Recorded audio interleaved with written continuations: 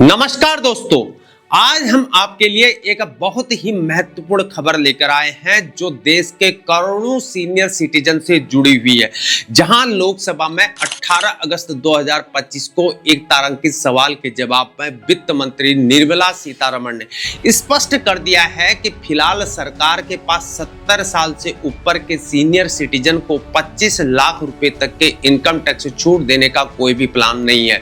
जहां तमिलनाडु के सांसद टी.आर. बालू ने सरकार से पूछा था कि क्या 70 साल से ऊपर के सीनियर सिटीजन को और भी टैक्स रिलीफ देने की कोई योजना है या नहीं है, खासकर इनकम टैक्स छूट की सीमा को बढ़ाकर 25 लाख रुपए करने की। वहीं वित्त मंत्री ने साफ तौर पर यह कहा कि नहीं, फिलहाल ऐसी कोई भी योजना विचाराधीन नहीं है। सरकार का कहना है कि इनकम टैक्स एक्ट 1961 के तहत सीनियर सिटीजन को पहले से ही कई राहतें दी गई हैं। सरकार की नीति है कि टैक्स रेट कम करते हुए छूट और कटौती को हटाया जाए।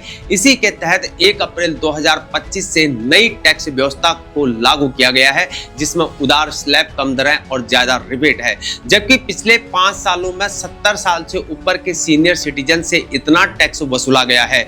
2020-21 में 25,970 करोड़ रुपए, 2021-22 में 28,091 करोड़ रुपए, 2022-23 में 39,537 करोड़ रुपए, 2023-24 में 48,153 करोड़ रुपए और 2024-25 में 61,624 करोड़ रुपए। देखिए कि 2020-21 से 2024-25 तक सिर्फ 5 सालों में 70 प्लस सीनियर सिटीजन में से टैक्स वसूली 25,970 करोड़ से बढ़कर 61,624 करोड़ रुपए हो गई है, यानी तकरीबन 2.5 गुना की बढ़ोतरी हुई है। इसका मतलब यह है कि भले ही सरकार फिलहाल और टैक्स रिलीफ देने को तैयार नहीं है, लेकिन सीनियर सिटीजन से टैक्स की वसूली लगातार यहां पर बढ़ रही है।